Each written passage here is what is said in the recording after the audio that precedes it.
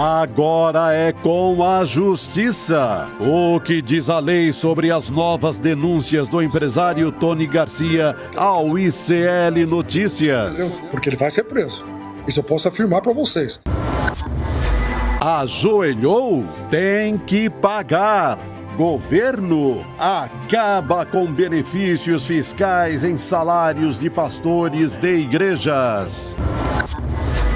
E a repórter Juliana Dalpiva traz os detalhes do caso do anestesista acusado de estupro que vai frequentar a faculdade. O ICL Notícias, segunda edição, está no ar.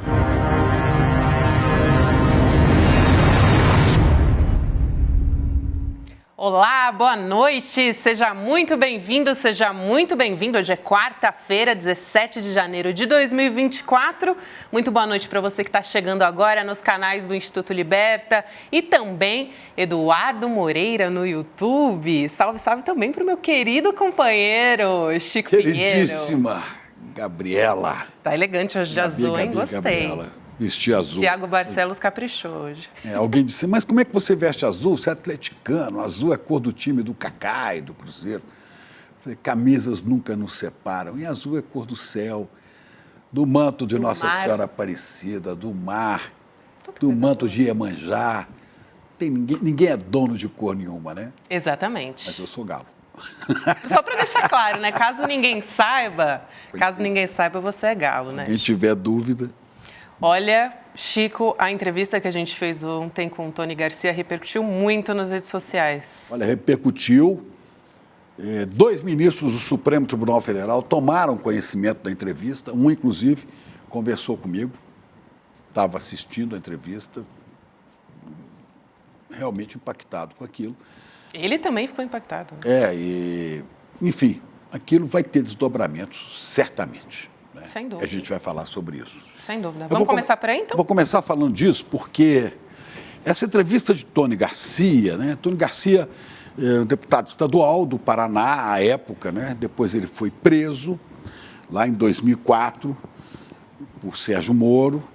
E Sérgio Moro, diz ele, na entrevista aqui, disse para nós que foi preso injustamente, né? E armaram a prisão dele para que ele se tornasse refém de Sérgio Moro, que teria atribuído a ele 30 tarefas de espionagem para espionar autoridades. Alguém do Tribunal de Contas do Estado do Paraná, até ministros do Superior Tribunal de Justiça, desembargadores do Tribunal Regional Federal, o TRF4, né, e outros desafetos de Sérgio Moro, e que o Moro o colocou como espião para investigar, fazer gravações dessas pessoas, para que Moro pudesse chantageá-las, pudesse persegui-las. Bom, ele disse isso, né? E disse que, eu perguntei a ele se ele tinha provas. Ele disse, as provas estão em 7.000 páginas de processo, que o juiz Ápio, que substituiu sua xará Gabriela, não a Gabriela nossa, a Gabriela Hart, substituiu Gabriela, que por sua vez substituía Sérgio Moro, né? E que o juiz Ápio, que esteve rapidamente lá pela 13ª Vara de Curitiba, da Justiça Federal, desarquivou esse processo e encaminhou para o Supremo. Né? Ele hoje foi, porque esse processo envolveria autoridades, pessoas com foro privilegiado. Esse processo, o ministro Dias Toffoli toma conhecimento dele e atendeu a um pedido semana passada, essa semana, da Procuradoria-Geral da República e da Polícia Federal, mandando abrir um inquérito. Né? Olha o que disse aqui, vamos botar aqui um trechinho desta fala de ontem de Tony Garcia. Olha aqui. Eu vou correr agora, aproveitando esse episódio, para eu fazer um relato num livro que eu quero fazer, para ver se eu consigo fazer isso antes do Moro ser preso até, entendeu? Porque ele vai ser preso. Isso eu posso afirmar para vocês. Se dentro dos autos for investigado, entendeu? E isso correr, ele não tem como escapar da cadeia, nem essa súcia curitibana. Ninguém tem. Eu estou confiante na palavra do doutor Aristides Junqueira. Ali tem uma enormidade de crimes. Doutor Aristides Junqueira foi procurador-geral da República, eu conheci muito na época do impeachment de Fernando Collor, e foi contactado pelo Tony Garcia para ser seu advogado, no caso, né? Ele também cita a prisão da Gabriela Hart, né? Além da de Moro.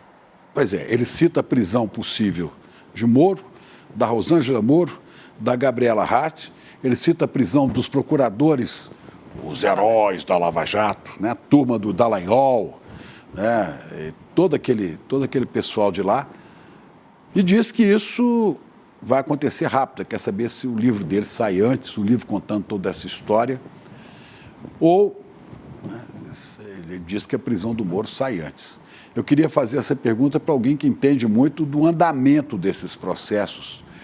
Ele está conosco, está de férias, mas está conosco ao vivo, de algum ponto do litoral brasileiro.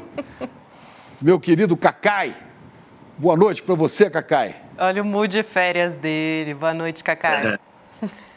Grande Gabi, grande Chico, alegria enorme estar falando com vocês, um assunto dessa seriedade. Tem que sair das férias mesmo para poder discutir um assunto de tal gravidade. É realmente estarrecedor que fala o Tony Garcia. Cacai, o que vai sair antes? O livro do Tony Garcia ou a prisão de Sérgio Moro? Vou sentar aqui. Olha, Chico, eu acho que nós temos que ter o mesmo direito para todos, né? Eu fui autor da ação direta de constitucionalidade que resultou na liberdade do Lula e que deixou claro que a prisão só pode se dar após o trânsito em julgado. Então, aquilo que foi, segundo a visão do Moro à época, a maior derrota dele, agora vem em benefício dele, dos procuradores, da esposa dele, porque esse caso é estarrecedor. O Tony Garcia me procurou para advogar para ele. Como ele é delator e ele prejudicou uma série de amigos meus, inclusive o Zé Disseu, eu fiz uma certa instrução, conversei bastante com ele, tenho falado com ele sempre. Acho que é hora agora de deixar as investigações acontecerem e não acho que haja motivo para a prisão imediata, salvo se ter algum movimento que eu desconheço. Eu tenho que ser técnico e querer os mesmos direitos que eu queria para os réus que o Moro não dava, que os procuradores não davam, a todos. A barbárie não pode ganhar. O que me preocupa muitíssimo é que como eu disse, estarrecedor, são as histórias contadas pelo Tony Garcia e que ele diz que estão em 7.000 páginas que o Supremo tem tentado levar para o Supremo Tribunal e os tribunais e dessa terceira vara têm omitido, não têm feito isso. Isso é de uma gravidade ímpar. Só para as pessoas entenderem, esse inquérito que foi aberto agora dia 19 é um inquérito que tem um pedido da Procuradoria-Geral da República, da Polícia Federal. Então não é a história mais só da palavra do Tony Garcia que está valendo. Tony Garcia, instruído, foi ao Supremo Tribunal Federal, fez 3 depoimentos longos de um juiz auxiliar que o ministro Toffoli designou para fazer os depoimentos, disse que tem esses documentos, e aí tem uma questão que é relevantíssima. Por que isso chegou até onde está, Gabi? Porque o juiz Apio, Eduardo Apio, quando estava na titularidade dessa terceira vara, resolveu abrir as caixas pretas da 13ª vara. A primeira foi essa. Imediatamente tiraram ele. Isso é inexplicável. O Conselho Nacional de Justiça tem que justificar isso. Os ministros supremos têm que justificar isso. Porque quem é que levou o documento que sumariamente tirou o doutorado? O Moro, o maior interessado exatamente em fazer obstrução de justiça e paralisar essa investigação. Então, o que eu falei para o Tony Garcia nos últimos tempos, Tony, você já apresentou os documentos. O ministro Toffoli determinou a abertura. A Procuradoria da República faz uma petição rigorosa, apontando quais são os crimes e dizendo quem são as pessoas que vão ser ouvidas. Não é só o Moro que vai ser ouvido. É a deputada federal, esposa dele, são os procuradores Deltan e aquele grupozinho que ele coordenava lá, uns indigentes intelectuais, mas que vão ter que responder agora, criminalmente. Um advogado que estava com Luiado II, disse o Tony Garcia, e ele disse que entregou 7.000 páginas. Então, no meu ponto de vista... Para a Gabriela Hart, né? Ele entregou. Não, tem mais, ele entregou. E a Gabriela não tomou nenhuma providência. Ele, num primeiro momento, ele fez uma declaração à Gabriela Hart, não houve providência nenhuma, e agora, depois que nós conversamos, ele pegou um advogado de confiança. Eu não quis acompanhá-lo, porque realmente é contra os meus princípios apoiar delatores. E ele foi ao Supremo, e o ministro Toffoli, embora não tivesse estado com ele fisicamente, até onde eu sei, fez o que tinha que fazer. Mandou que fosse ouvido por um juiz auxiliar que ouviu o Tony Garcia 3 vezes. A documentação está toda lá. Agora é esperar a Polícia Federal e o Ministério Público Federal fazer a investigação. Por isso é que eu acho, sinceramente, tenho dito a ele, que nós não precisamos aumentar muito mais essa história. Tem coisas gravíssimas para serem investigadas, Chico. Agora a gente vem, claro, vocês como jornalistas, eu como cidadão que tem compromisso com a democracia no país, fico extremamente preocupado com as novas questões que estão surgindo, do impeachment e tal, que são questões que, no seu devido momento, terão que ser investigadas. Mas agora, o que nós temos é uma acusação gravíssima de formação de quadrilha, organização criminosa, construção, obstrução de justiça, chantagem, fraude processual. Tudo isso já está na petição do Ministério Público Federal. Agora é hora de aprofundar essa questão. O próprio Ministério Público, na petição, diz que o relato do Tony Garcia, eu entendo, que é um relato muito amplo, de muitos anos, de muito sofrimento. Quer dizer, a se confirmar, e eu acho que está se confirmando, tudo que está posto ali, é o maior escândalo recente do Poder Judiciário. Quer dizer, a instrumentalização do Poder Judiciário, que é uma coisa que eu falo desde o início da Lava Jato. Porque eu advoguei por Roberto Youssef no início da Lava Jato, e os procuradores, já em 2014, em setembro, obrigaram ele a desistir do habeas corpus, que era meu, porque não queriam que ele ficasse como advogando para mim, ou melhor, como meu cliente. Ou seja, nós estamos agora num momento importantíssimo. Primeiro, tem que fazer um estudo rápido, sério e aprofundado dos motivos da saída do Dr. Apio. O Dr. Apio me disse por telefone, à época, que esse era o primeiro das delações e dos inquéritos que ele estava trazendo a público. As pessoas, o Poder Judiciário, nós, temos o direito de saber o que acontecia na 13ª Vara. Assim que ele abriu o primeiro dos casos, Chico, olha a gravidade, imediatamente ele foi afastado sumariamente. Então, no meu ponto de vista, nesse momento agora, já que nós temos uma determinação do Ministério Público, um pedido gravíssimo, os crimes são crimes de... Olha, eu vou ser sincero, o Ministério Público colocar no papel contra o senador da República, contra a deputada federal, contra procuradores que até então tinham importância, contra um advogado, é porque realmente esse relato já não é mais só o relato do Tony Garcia, não, que tem o seu mérito, evidentemente, mas é o que já foi investigado. Foram feitas as primeiras declarações, foram abertas as investigações, num dado momento chegou à conclusão que tinha que abrir, porque depois que você abre o inquérito, Gabi, agora as pessoas vão ser ouvidas, já está escrito lá que as pessoas vão ser ouvidas. Ou seja, felizmente, as delações premiadas só valem hoje se tiver elementos de corroboração externa. E o Tony Garcia trouxe alguns elementos, tanto é que o inquérito foi aberto, tanto é que a investigação está se dando.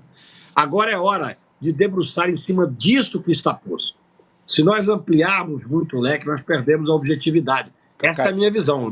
Mas eu penso assim. O Tony Garcia falou muitas coisas aqui, e ele já havia dado entrevista para nós aqui, e falou para outros veículos de imprensa também, principalmente na imprensa alternativa. Falou muita coisa. Eu, com a minha experiência de jornalista, de ter entrevistado gente por décadas, né, a gente sempre desconfia quando uma pessoa chega e faz esse tanto de denúncia.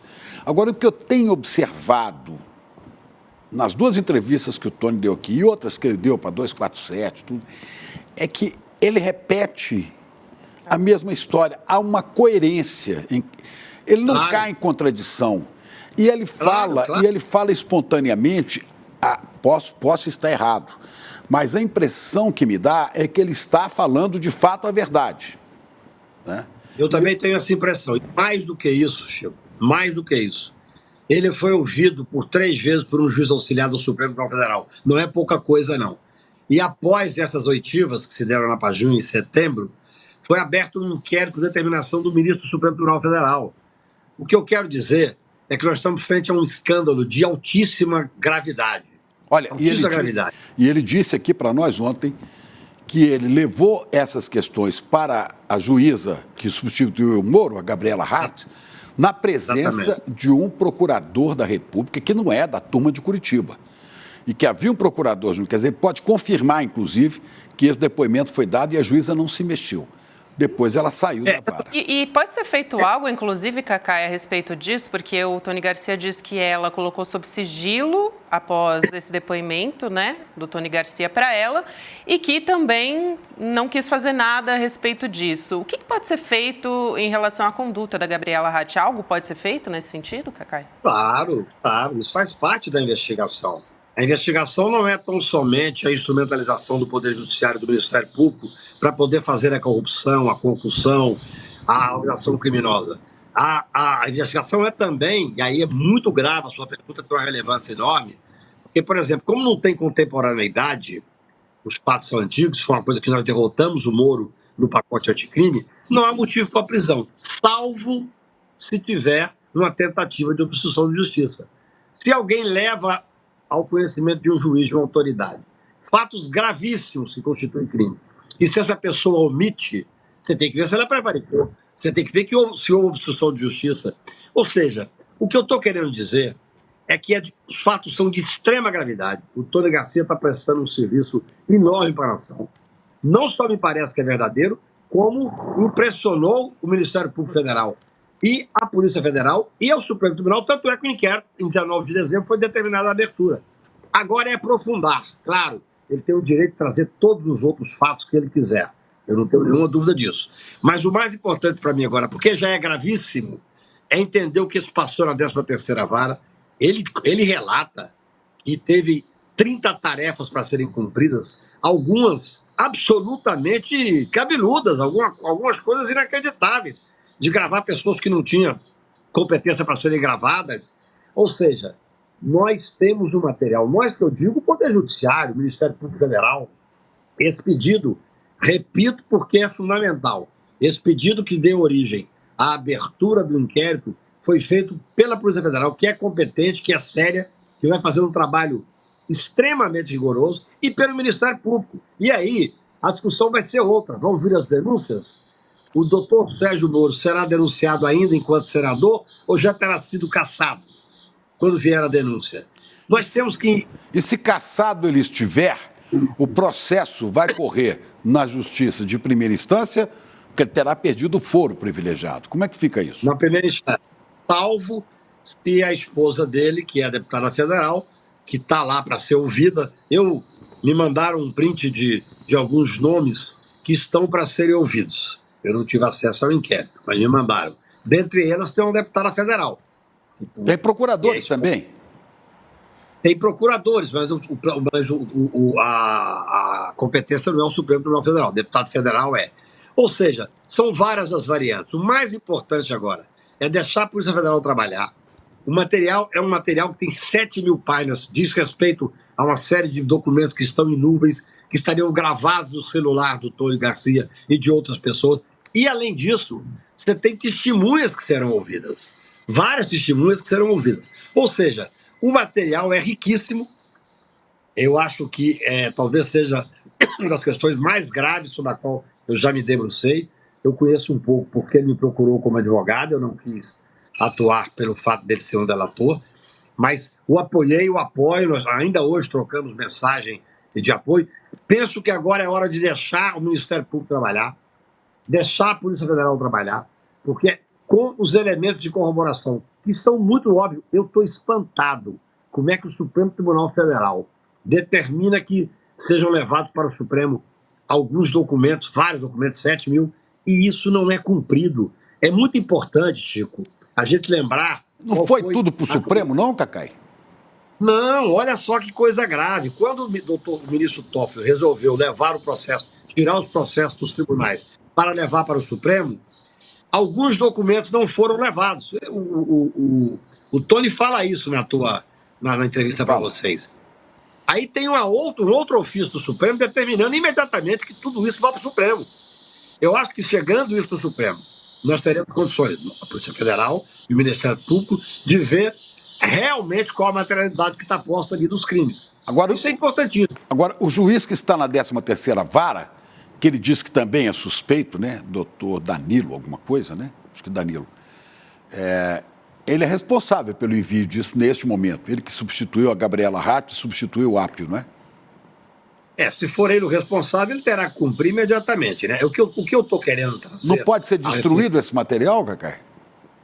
Não é fácil destruir, não, porque existe muita comprovação, né? O doutor Apio, quando determinou a abertura, muita coisa já está devidamente comprovada. Por isso é que eu acho que tem que haver uma investigação paralela e concomitante sobre o porquê que tiraram o Apio da 13ª Vara.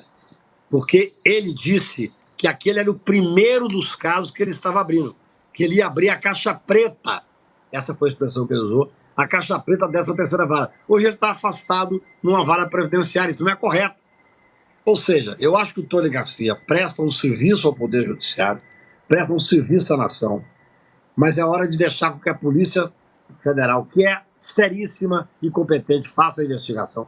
Os crimes são crimes gravíssimos. Os crimes que estão sendo, na verdade, investigados, ainda não estão imputados. A imputação só se dá após o convencimento do Ministério Público e a apresentação da denúncia.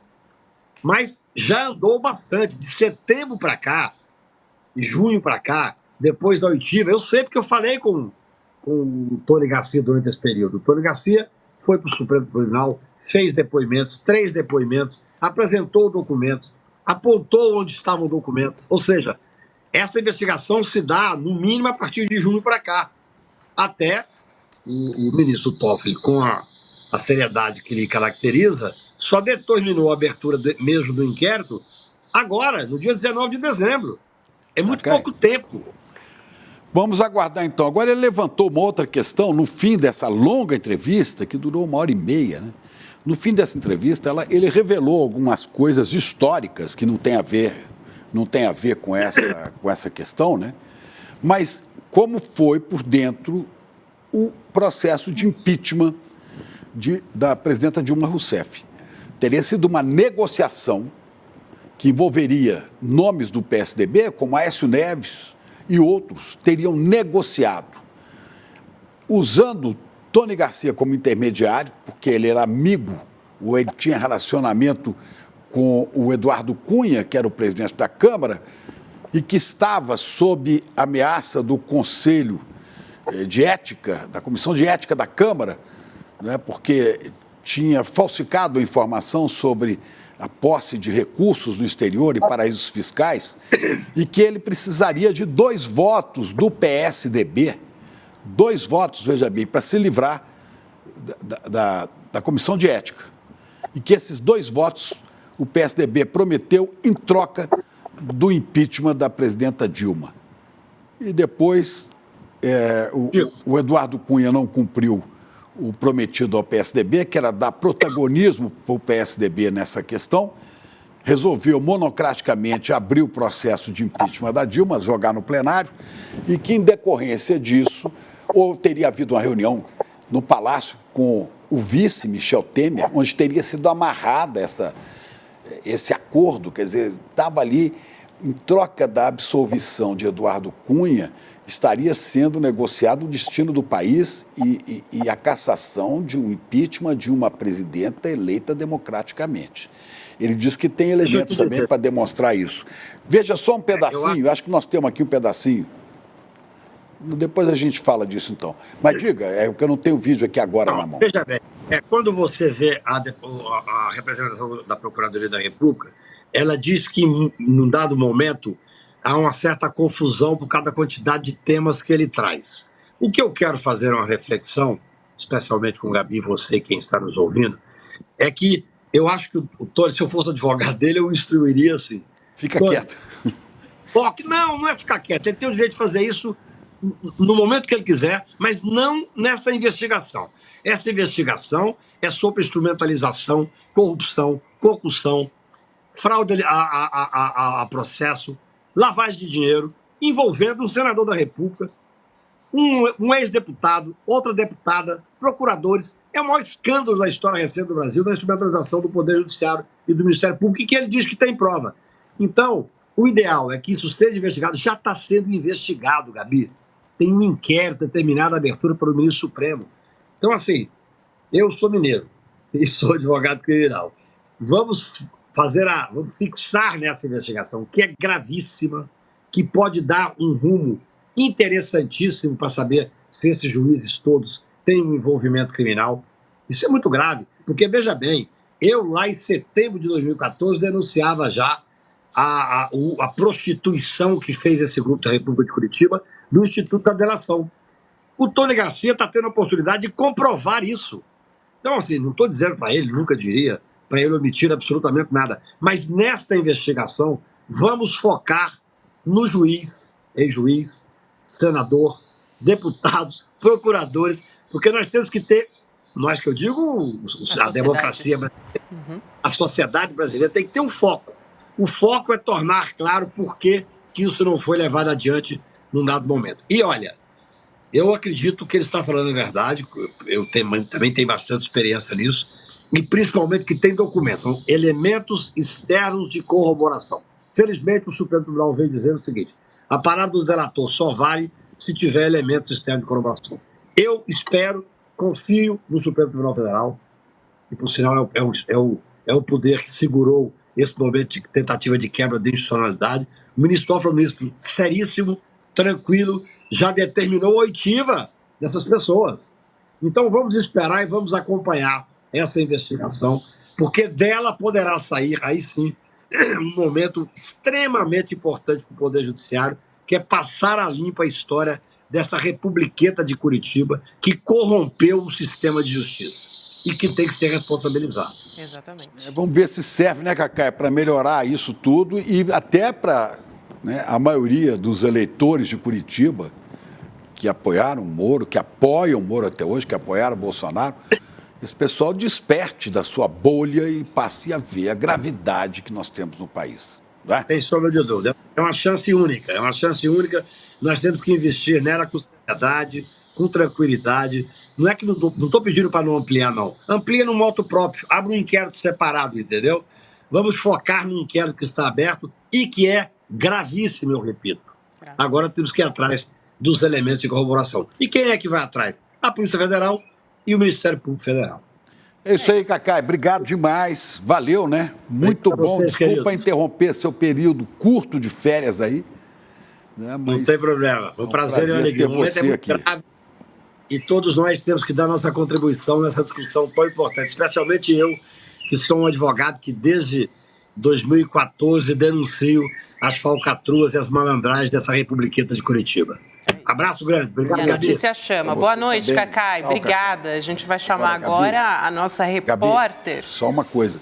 Sim. Esta questão da negociação espúria que ele denuncia, se provada for, do PSDB com Eduardo Cunha, em troca da cabeça da presidenta Dilma Rousseff, que custou caríssimo ao país, né, envolvendo Michel Temer, esse negócio, mesmo que não abramos todos os focos de denúncias que ele faz, que ele foque, então, na questão do Moro. Mas nós não podemos deixar essa história de lado, que essa história custou muito caro ao país. Né? Sem dúvida, a gente vai voltar a falar Nadine. disso, inclusive, ainda hoje, neste programa com Chico Sá e César Calejon. Você já deve ter percebido aqui que passou rapidinho alguém dentro da câmera. Uma presença muito querida, muito ilustre. Juliana Del Piva está entre nós. Companheira de batalhas. Que alegria. Grande guerreira, grande repórter investigativa. Sabe muito essa moça. Gente, desculpa, né? Eu aprendendo passando na frente da câmera. Não, mas é isso mesmo. Aqui é tudo ao vivo, gente. Aqui tudo acontece, tudo no mesmo lugar, ao mesmo tempo. Esses dias eu fiquei muito impressionado, porque eu estava conversando com a Juliana, e ela está fazendo as matérias, além dessa que nós vamos tratar hoje, né, sobre o período da ditadura e sobre o ditador General Geisel, né? Eu falei, Juliana, eu vivi esse período todo como jornalista. E você? Ela falou, não tinha nascido, ela nasceu uma década depois, né? Mas 10 é um anos compromisso depois. nosso, né, com a democracia, né, Chico? Independente de não ter vivido, Exatamente. todos nós temos o compromisso democrático e de ainda investigar os detalhes desse período, né? Às vezes eu pergunto para colega jornalista mais jovem, talvez da sua idade, né? Eu falo assim, me diga quais foram os presidentes do período da ditadura. As pessoas se atrapalham, não sabem que teve o Castelo, né? Que depois teve o Costa e Silva, depois teve uma junta militar, que ficou conhecida jocosamente como os Três Patetas, e aí o Médici e por aí. As pessoas não sabem. Jornalista, viu, Ju? Não sabe nem a ordem das sucessões presidenciais. Então, eu fico muito feliz de ter você aqui com a sua capacidade investigativa e a sua capacidade de olhar a história, a necessária capacidade que nós temos que ter. Eu vou aproveitar que você falou disso, eu vou falar rapidinho, vou vender meu peixe, né? Vende eu vou fazer, por favor. Eu vou fazer um curso para investigar, aprender os arquivos do período da época, no dia 30 de janeiro, ele é online, então tem o link para inscrição no meu Instagram. Você vai dar o curso? Eu vou dar o curso junto com o historiador Pablo Matos. Ele pela história, pelas reflexões históricas e até para contextualizar alguns aspectos. Não, esse é um curso que a gente está pensando ali. Foi uma vontade da gente com a iniciativa de pensar os 60 anos do golpe civil-militar.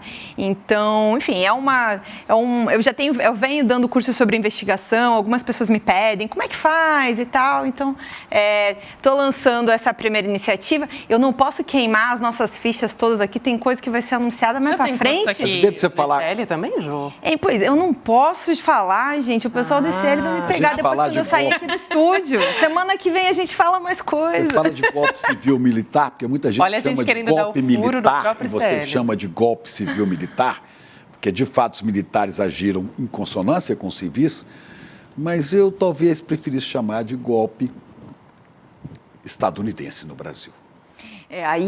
Porque por trás disso tudo tinha uma Guerra Fria, por trás disso tudo tinha o Departamento de Estado, né? Tinha o general Vernon Walters aqui, adido militar, né? Tinha um embaixador aqui, Lincoln Gordon, tinha um bando de gente lá dos Irmãos do Norte, né?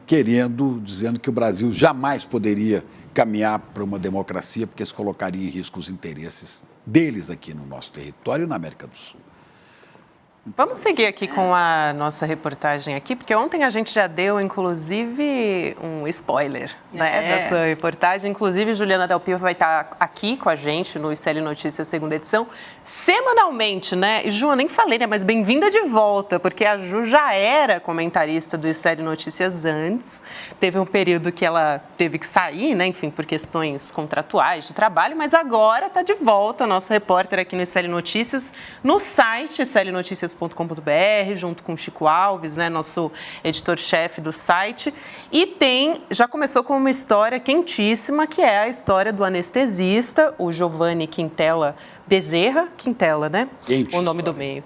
E ele foi condenado por estuprar uma mulher durante o parto, durante a cirurgia, né, uma cirurgia letiva de um trabalho de parto no Rio de Janeiro em 2022. Está preso em Bangu, mas tem uma história aí por trás. Conta pra gente. Gabi, então, a gente está aqui que não aguenta para soltar notícia, né? Então, a gente está programando uma série de coisas aí para os próximos dias. Não estou autorizada a falar nada. Eduardo Moreira que vai comandar esses anúncios. Mas tem notícia, a gente Mas temos notícia e a gente não podia esperar, então, e é uma notícia importante, é um caso bastante importante para o Brasil.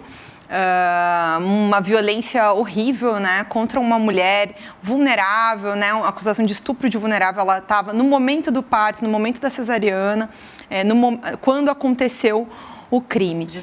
Em julho de 2022. Desde que aconteceu, porque a equipe médica, né, e de enfermagem, ele gravou o momento, porque estava suspeitando que ele fizesse... Já tinha feito isso, né? Olha ele aí. Existia uma suspeita de que ele tivesse feito isso em outros partos. E aí a equipe médica gravou, então ele foi preso em flagrante logo depois do que aconteceu. Só descrever, para quem não está entendendo bem essa cena, ele é o médico anestesista. Que estava assessorando ali o parto. Ele anestesia a paciente que fica meio grogue, né? E nesse momento... Ele comete o crime. Ele comete o crime de estupro, é sexo oral que ele comete. Sim. Mas ele a obriga a fazer sexo oral, porque ela não está sabendo o que está fazendo. E ele já teria feito isso com outras pacientes. Está sob investigação. Se eu não me engano, que eu vi ontem, tinha uma apuração de cerca de 40 casos. 40 casos? Assim, apuração, né, Chico, da possibilidade de, não sei se exatamente 40, ele está denunciado. Acho que é uma coisa que eu vi muita pergunta ontem, sabe, Gabi, que acho que é importante para a gente esclarecer para as pessoas que acompanham o nosso ICL Notícias, tanto no vídeo quanto no site. Quem não leu a matéria a gente convida a ler, tá tudo lá também, mas vamos explicar direitinho para as pessoas aqui. Ele está preso desde o momento em que aconteceu o crime, em julho de 2022. Não, desde o momento em que o crime foi revelado. Exato. Pode ser que eu já viesse cometendo. Tanto é que as enfermeiras que estão aí viram e falaram, da próxima vez nós vamos gravar. E gravaram, né? Desde julho de 22, então, né, Chico? E aí, assim, ele aguarda julgamento, preso em Bangu 8, no Rio de Janeiro, que o crime aconteceu num hospital na Baixada Fluminense, em São João do Meriti. Então, ainda não foi julgado, ele ainda não tem uma pena, ele está preso por uma prisão preventiva, que acontece em casos, por exemplo, em que a pessoa oferece risco à sociedade, que é o caso, é um crime violento, e até conversando com uma criminalista para essa matéria, até o modus operandi, a maneira como isso se dá à vítima, né, pode ser que outras mulheres fossem vítimas de assédio dele, pela maneira como aquilo se dá, como não é uma coisa sequer que é uma vítima que ele antes conhecia, então tem características de que ele possa ser um serial, né? Então ele está preso, aguardando esse julgamento. Dentro desse, ele inclusive perdeu o registro dele como médico em dezembro do ano passado, ele foi julgado pelo Conselho Regional de Medicina do Rio de Janeiro e em decisão definitiva e unânime do CREMERGE, ele perdeu o registro. Ele não pode mais atuar como médico no Brasil. O que aconteceu nesse período, no final do ano passado? Ele prestou vestibular para turismo na Universidade. Turismo, na Universidade Estadual do Rio de Janeiro. Né? Olha, eu não sei se é fácil, Chico. É um curso né, que tem a sua importância. Não, mas é que eu não sei mesmo.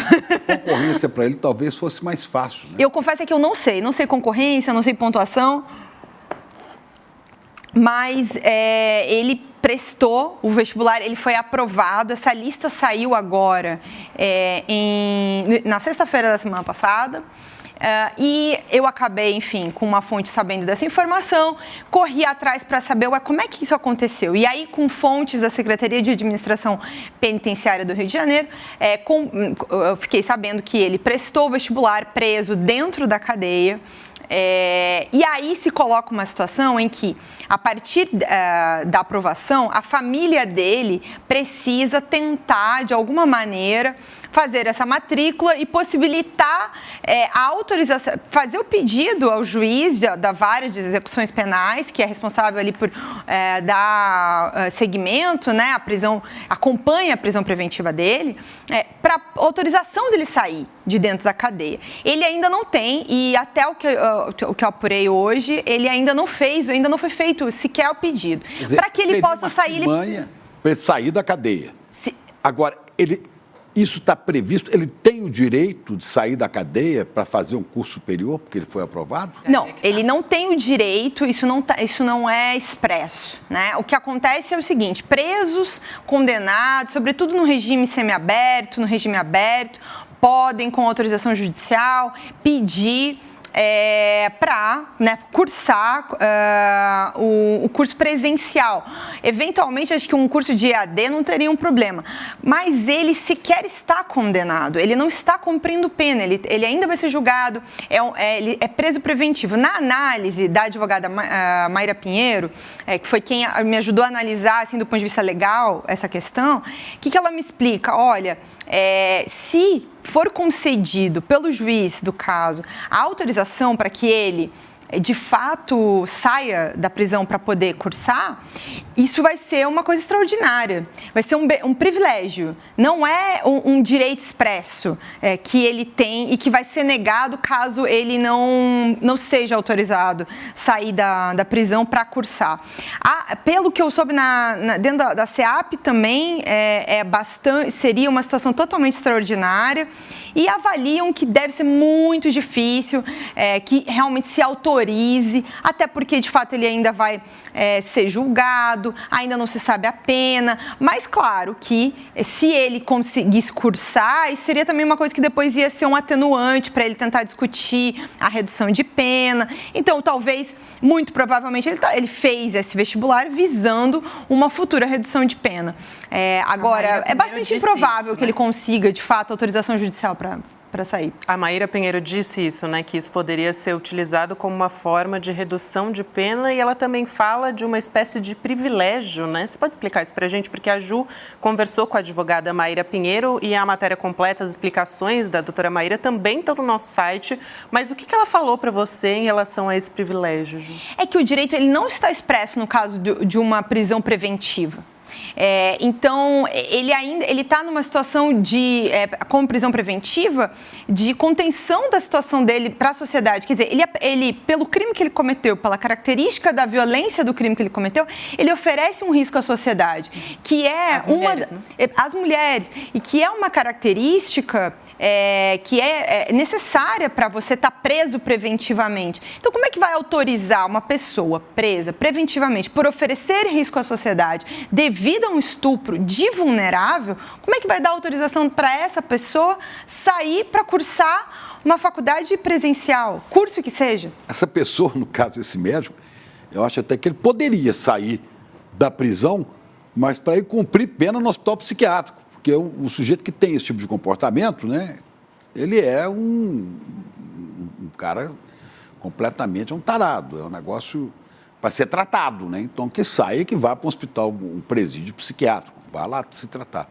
Mas sair para fazer o curso, ou ele está procurando também a nova profissão, porque como médico ele não pode atuar mais, né? Chico, assim, acho que tem uma questão de avaliação até psicológica. Acredito que para eventualmente autorizar, teria que ter, né? Mas também tendo a achar que existe uma questão, né? Estuprar uma mulher vulnerável, dopada por um medicamento para passar por uma cirurgia de cesariana no momento do parto do filho, estuprar essa mulher nessa condição, é de uma violência... Né? Assim, impossível de descrever. Ela depois teve que passar até por um tratamento anti-HIV, sequer pode amamentar o filho. É uma violência muito grande, né? O trauma que essa pessoa vai...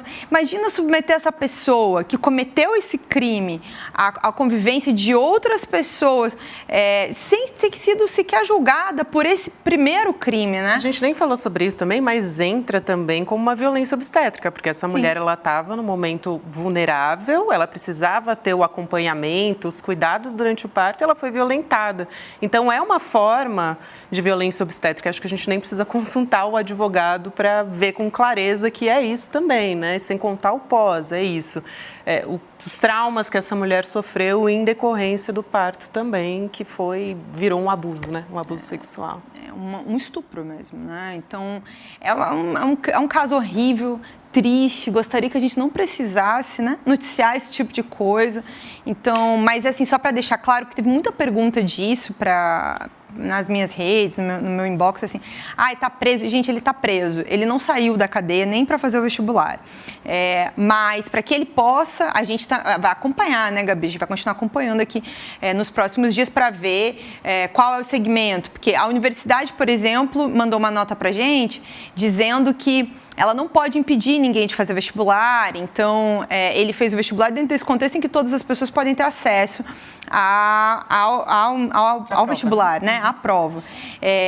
Mas teve hoje nota de repúdio do Centro Acadêmico de Turismo, a possibilidade de conviver com, né, um criminoso desse tipo. Então, a gente vai continuar acompanhando nos próximos dias os desdobramentos e vai trazer tudo bem quentinho, bem fresquinho aqui para o pessoal que acompanha o nosso ICL Notícias e o nosso ICL Notícias segunda edição. Excelente, João. Muito obrigada. Então, esses procedimentos de matrícula vão ser no dia 22 de janeiro. A Juliana vai continuar acompanhando e trazer novidades para a gente. Muito bom te receber pessoalmente aqui no estúdio pela primeira vez nesse ano. E a gente já está ansioso para ter aqui você semanalmente, querida. Você sempre. Eu nem tive aqui depois que vocês mudaram essa mesa, né? Gostou? Aqui. Eu gostei de ficar aqui na mesa com vocês. Bom, então, Juliana Dalpiva toda semana aqui trazendo reportagens exclusivas. Tem muita coisa boa chegando por aí, junto com Juliana, que já é uma coisa boa por si, né? Chegar aqui com a gente. Maravilhoso ter tanta informação. É isso. Quente. Um beijo para você, Ju. Até a próxima. Beijo, gente. Obrigada. Pode ficar. Bom, agora eu vou chamar dois queridos. Gente, estou muito feliz, inclusive, de colocar esses dois na tela aqui, porque faz tempo que um deles não aparece por aqui. César Calejon e Chico Sá. Boa noite, queridos. Salve, Calejon! Que bom voltar a falar contigo aqui, dividir a telinha. Boa noite, Chico. Boa noite, Gabi. Boa noite, audiência. Tem materialidade nesta presença, né? Calejon materialmente vivo aí com a gente. Que bom. Valeu. Boa noite para vocês. Valeu, dois queridos. Boa noite. Boa noite, Chico Pinheiro. Boa noite, Chico Sá, Gabi, Varela. Prazer estar com vocês. Boa noite para nossa audiência linda também. Vamos lá. Vamos lá, prazer é todo nosso. A gente vai continuar falando sobre o caso Tony Garcia, sobre a entrevista que ele deu aqui pra gente no ICL Notícias segunda edição. 1h30 de conversa, inclusive dá para fazer uma série na Netflix, assim, é tanto rolo, a gente puxa um fio, aparece outro, enfim. Mas, inclusive, não foi só sobre Sérgio Moro, só sobre a Lava Jato, ele falou de uma negociação, de um bastidor que culminou na abertura do processo de impeachment da presidente Dilma Rousseff. E por essa denúncia que ele fez, o PSDB, o partido, teria negociado os votos a favor do Eduardo Cunha na Comissão de Ética, em troca da abertura justamente do processo de impeachment. A gente tem o trecho dessa parte da entrevista, vamos assistir e a gente comenta. Eu fui procurado às 2h10 da tarde, 14h10 da tarde, pelo deputado Valdir Rossoni, do PSDB, que escreveu para mim, né? Escreveu para mim no WhatsApp, que ele tinha acabado de sair de um almoço na casa do Aécio Neves, onde estava o Carlos Furtado, que era o líder do PSDB, estava o Aécio, estava mais outros 4 ou 5 deputados, e que ele falou para eles que o amigo dele, eu, no caso, era muito amigo do Eduardo Cunha, entendeu? Então, ele foi portador de um recado para mim às 2h10 da tarde, escreveu, está escrito isso, que se o Eduardo Cunha levasse aquele dia, uma quarta-feira, terça, quarta, quinta-feira, não sei, quarta-feira eu acho, aquele dia, o impeachment da Dilma para o plenário, que na outra terça-feira o PSDB daria os 2 votos para o Eduardo Cunha no Conselho de Ética, que tiraria ele do que caçou ele. Entendeu? Era essa a troca. O deputado me faz isso. Eu pego e falo, mas eu posso falar isso para ele com certeza? Ele falou, mas tem que ser hoje, ele escreve. A gente teve essa fala e, de fato, o Eduardo Cunha, ele levou o impeachment sozinho para o plenário, né? Inclusive, a gente tem também esse trecho para a gente relembrar como é que foi. Vamos assistir. A gente teve um problema aqui daqui a pouquinho a gente divulga. Tentar explicar isso, né? Pelo que ele relatou, ele fala até Carlos Furtado. Carlos Furtado, estou checando aqui, é um deputado de Portugal. Carlos Sampaio. É Carlos Sampaio, que era... ele troca. Que era do PSDB. Ele mais um outro, isso, que eu não consegui entender o nome que ele falou ali na hora, na casa de Aécio. E estava acontecendo naquele momento o seguinte, quem estava na mira era o deputado Eduardo Cunha, presidente da Câmara, que está sendo julgado pela Comissão de Ética da Câmara, porque teria sonegado informação ou mentido a respeito de um dinheiro que ele tinha fora do país, no paraíso fiscal. E isso é grave, né? Essa negativa é grave e é passível de abertura de processo de cassação de mandato. Então, o Eduardo Cunha o Tony Garcia tinha ligações com o Eduardo Cunha. Então, na casa de Aécio, se negocia o seguinte, vamos pedir a ele que mande abrir no plenário o processo de cassação da Dilma, da presidenta Dilma. Em troca disso, o PSDB, que tinha 2 votos na Comissão de Ética, nós vamos dar os 2 votos para livrar a cara do Eduardo Cunha. Nós vamos dar 2 votos e ele não vai ser cassado. Com esses 2 votos, em troca, o Eduardo Cunha nos dá a cabeça da Dilma. Isso teria sido acertado. O Tony Garcia leva essa informação para o Eduardo Cunha. Depois há uma reunião gravíssima, se confirmada, que envolve também um articulador de golpe, um traidor, né? O vice, Michel Temer. Há uma reunião, ele não se lembra se é exatamente no Palácio do Jaburu, onde isso foi acertado.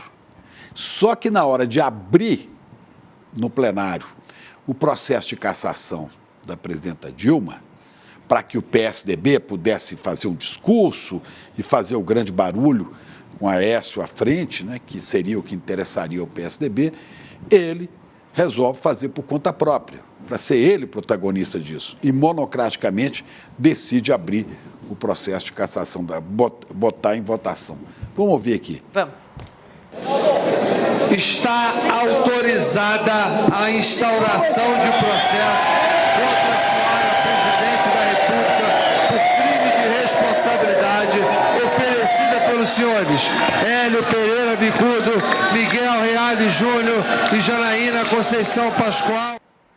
Bom, é isso aí. E o PSDB ficou danado da vida com essa história e falou, vamos negar os votos para ele no Conselho de Ética. Em decorrência disso, depois ele se encrencou e acabou preso, né? O Eduardo Cunha, mas valeu a cabeça da Dilma. E um deputado teria negociado, um desses 2 votos do PSDB teria falado teria comentado, por 5 milhões de reais eu voto, eu vendo o voto, eu dou o voto a favor do Eduardo Cunha. Será que dá isso e tal? Bom, essa é a grande confusão que ainda precisa ser apurada, pelo menos pela história, né? E há personagens dessa história que estão com mandato. Não é Chico Sá e Calejão, inclusive o senhor Aécio Neves. Vamos começar pelo Chico Sá, então? Boa. Bora. Chico, Gabi, Calejão, a gente está diante de mais uma peça importantíssima numa revisão histórica que eu acreditava que seria feita daqui a uma década, que seria feita muito tempo depois. Como a história hoje é mais rápida, ela se move de maneira mais rápida, não sei se por conta da velocidade de internet, da velocidade de informação, mas como a gente tem essas revisões mais rápidas, ao contrário, por exemplo, da revisão de 64, do golpe de 64, que a gente demorou a ter as informações mais precisas, no caso do golpe contra Dilma, essas informações e essa revisão, ela tem se dado de uma maneira muito rápida. Isso eu falo rápido em relação ao caminho, ao ritmo normal da história, né? E o que o Tony Garcia traz é importantíssimo, é nitroglicerina pura, como a gente está acostumado a dizer quando uma coisa é bombástica no jornalismo. Ele traz novos elementos, novos personagens. Eu lembro ele fala do Carlos Sampaio. O Carlos Sampaio era um incendiário desse golpe. Ele estava todo dia na manchete da Folha ou do Estadão, porque ele é aqui deputado federal por São Paulo, agitando assim a nação de uma forma pesada. Ele, Aécio Neves, etc. Então, o Tony Garcia traz, digamos, um pedaço interessantíssimo do filme, com os personagens, com as ações, com o que foi negociado. Essa questão dos 5 milhões por voto aí é outro detalhe que teremos que a Justiça agora vai ter que investigar. Mas, enfim, temos uma revisão com elementos de sobra, com muitos detalhes, com provas. O Tony Garcia, ele promete, diz que tem no WhatsApp, esses diálogos. Ou seja, é um roteiro de um filme com diálogo, imagem, com tudo. Sabe? Então, é uma importantíssima revisão que começa com essa fala ontem do Tony Garcia aqui para o ICL. Pois é, a gente inclusive ficou um tempo para digerir tudo que ele passou para a gente, todas as denúncias que ele fez. Inclusive, seria conveniente até ele divulgar, né, esses prints que ele disse que tem. Vou passar para o Calejão também comentar. Eu acho que esse é o ponto fundamental, Gabi. Você toca no cerne da questão. É importante que ele apresente a materialidade, é o termo que vocês gostam, que eu com frequência uso. É importante que ele apresente a materialidade daquilo que ele propõe. É óbvio que ele precisa consubstanciar o que ele está propondo. Ninguém vai acreditar de bom grado no que está sendo dito e nem duvidar. cabe investigar, cabe averiguar e cabe entender se existe materialidade significativa para consubstanciar o que o senhor Tony Garcia está propondo. Agora, isso é muito sério e Chico Pinheiro resumiu muito bem, Chico Sá complementou maravilhosamente bem também. Qual é a questão aqui, gente? Muitos desses artífices estão livres, leves e soltos. Então a gente tem o senhor Aécio Neves, a gente tem deputados que são citados do próprio PSDB, a gente tem o próprio partido PSDB, passou incólume. A gente teve uma presidenta da República que foi impeachmentada por crime de responsabilidade. O que isso significava naquela ocasião e é absolutamente falacioso? Ela foi condenada por emissão de crédito suplementar, ou seja, pedir a emissão de crédito suplementar sem a autorização do Congresso. No dia seguinte ao impeachment dela, ao golpe jurídico, midiático e parlamentar que é perpetrado contra a Dilma Rousseff, o próprio Congresso Nacional já muda isso. Ou seja, esse foi um parâmetro que foi utilizado única e exclusivamente com a Dilma Rousseff. Se isso não caracteriza uma medida de estado de exceção, a gente precisa repensar a disposição semântica desse termo, porque nada mais significa. Então é óbvio que o Tony Garcia traz é estarrecedor, é óbvio que a depender do que ele ofereça de materialidade jurídica para comprovar o que ele está acusando, é muito sério e essas pessoas têm que responder na medida da lei. A gente não pode... E veja, não é uma questão simplesmente de punitivismo. Porque isso já passou, vamos olhar para frente, não cabe, o Aécio Neves se destruiu politicamente. Não é esse o caso, gente. Se a gente não é capaz de atribuir a devida responsabilidade a figuras que de muitas maneiras orquestraram um golpe de Estado com base num factoide, com base numa falácia jurídica, a gente corre um risco imenso de isso acontecer novamente daqui a pouco. Porque essas pessoas percebem que, não existem grandes consequências, a gente pode agir ao arrepio da lei e cá estamos. Aécio Neves continua aí, Eduardo Cunha continua aí, quadros do PSDB Michel Temer. aí. Michel Temer, que teria participado, segundo ele, de toda essa tramóia, né? Isso. O Michel Temer, à noite, tem que manter isso aí, lembra? Exato, ele disse isso de uma forma categórica. Então, essas acusações do Tony Garcia, elas são muito sérias. O papel que o próprio ICL presta e que vocês conduziram de forma magistral ontem é absolutamente importante para a vida sociopolítica da nação. A gente precisa olhar com muito cuidado para isso. Vocês viram o Cacai, que é um dos juristas mais experientes que a gente tem na nação, dizendo: esse é o maior escândalo do poder judiciário, quiçá das últimas décadas. Então não é algo trivial que houve um equívoco ali, aqui e ali. A gente teve um juiz de primeira instância estabelecendo um conluio jurídico midiático com quadros do MPF para derrubar e um partido político, ao que tudo indica, segundo o próprio Tony Garcia aí. Ele precisa provar isso, eu volto, não canso de repetir isso, mas isso é muito sério. Não é algo meramente trivial que, não, tudo bem, foi um equívoco ali, sabe? Eu acho que não é para tanto. É para tanto. Isso é absolutamente sério e a gente precisa investigar, inclusive os veículos de comunicação, os jornalistas, os partidos políticos, as figuras políticas. Todas essas figuras que são citadas pelo Tony Garcia precisam ser investigadas e, caso se comprove a responsabilidade, precisam arcar com suas consequências. Você citou, inclusive, Calejão, a imprensa, né? Porque, no caso, a Veja, nessa história, também não saiu muito bem dessa fotografia. O Tony Garcia, ele disse o seguinte, ele contou sobre uma matéria, segundo ele, foi inventada para incriminar o presidente Lula, a presidente Dilma e o PT também, porque o Tony disse que a armação teve a participação do Sérgio Moro, dos procuradores da Lava Jato e também de um jornalista da revista, e envolvia um dinheiro que seria para o Zé Dirceu. Ele começa contando que ele recebeu um telefonema de um jornalista da Veja e a gente tem também o trecho da entrevista que ele fala sobre isso. Vamos assistir para vocês poderem comentar. Eu recebo um telefonema no no meu celular, porque naquela época não tinha mensagem, nada. Eu recebo um telefonema e a pessoa se diz repórter da Veja, o nome dele era Alexandre Ultramari, entendeu? Era um repórter da Veja. E ele me disse que precisava falar comigo sobre as coisas que estavam acontecendo no meu processo e que ele precisava ter algumas informações de uma conversa comigo. Eu falei, eu não posso falar, essas coisas eu não posso falar. Ele falou assim, olha, então você faz o seguinte, você liga para o Moro e você liga para o Carlos Fernando e você pergunta se você pode falar ou não. E depois eu vou até você. Ok. Eu liguei para o Moro, ele mandou eu ir lá. Eu falei, tá me ligando, o repórter assim e tal. Ele pegou e falou assim, fale com ele. Eu falei, tá, e o que é para falar? Você conversa lá com o Carlos Fernando e com o Januário.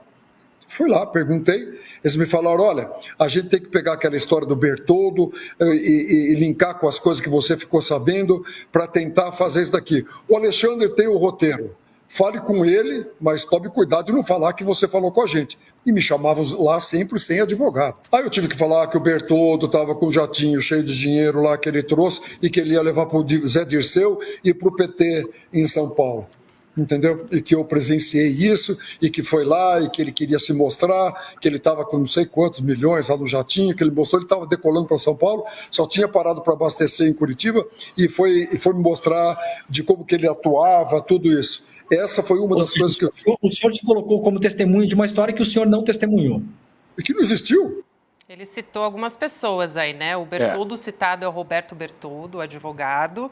Ele cita também os procuradores, que são o Carlos Fernando dos Santos Lima e também o Januário Paludo. São nomes que ele cita só para a gente deixar claro aqui, né? Olha, e só para completar, ele cita o jornalista Alexandre Ultramari. Ele fala Ultramari, Ultramari, que foi da revista Veja, estava no auge da profissão, mas deixou tudo e foi integrar a campanha de marketing, veja bem, na pré-campanha de Aécio Neves, em 2013, a presidência da República. Esse mesmo jornalista que fez com que o nosso entrevistado, né, o Tony Garcia, desse uma entrevista que ele não deu, ele depois vai para a campanha de Aécio Neves. Desculpem. Diga, primeira vez que eu espirro no ar na minha vida. Nunca aconteceu. Saúde. Olha só, para tudo tem uma primeira vez. Até para Chico Pinheiro tem uma primeira vez. Eu tenho alergia a essas histórias que envolvem golpe. Agora, veja que curioso isso que a gente acabou de falar, o que eu acabei de colocar em teoria, se aplicando na prática. Porque esse senhor, o Alexandre Ultramari, se o que... Vou repetir de novo, hein, gente? Vou repetir novamente. Se o que o senhor Tony Garcia diz é fato e o ônus da prova cabe a quem acusa, então cabe ao Tony Garcia apresentar as provas de tudo isso que ele está acusando. Agora, se isso é fato, veja que a gente teve um jornalista que ganhou fama, que ganhou notoriedade, que ganhou recompensas financeiras. A gente teve um veículo de comunicação e um jornalista que mentiram deliberadamente no sentido de dar um golpe de Estado contra uma presidenta eleita. A gente teve a Lava Jato se alavancando com base nisso. A gente teve todo o caminho do próprio bolsonarismo sendo pavimentado com base nesse tipo de coisa.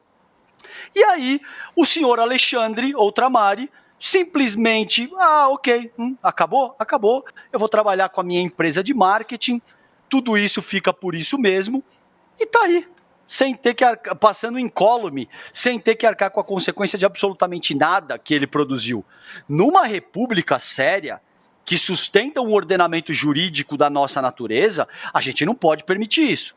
Porque senão, não faz o menor sentido ter qualquer tipo de vigência de lei que preconize a punição para a prática de crime, não faz o menor sentido ter parâmetros consagrados por uma carta magna que visam estabelecer um determinado tipo de conduta minimamente razoável, se simplesmente você sabe que você está imprimindo uma notícia falsa, você está sendo instrumentalizado por um juiz de primeira instância e por procuradores do Ministério Público Federal, você vai adiante, publica, a República cai muito com base nesses processos, e você em seguida é capaz de montar uma empresa de marketing?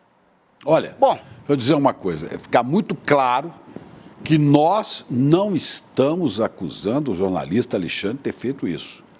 Né? Que ele foi da pré-campanha de Aécio Neves, um consultor de marketing, é verdade. Não é? Agora, nós não estamos acusando, a acusação é de Tony Garcia. Inclusive, quer dizer que o CL está aberto ao seu Alexandre Otamari para dar a versão dele sobre essa história. Se ele fez entrevista com o Tony ou se não fez entrevista com o Tony.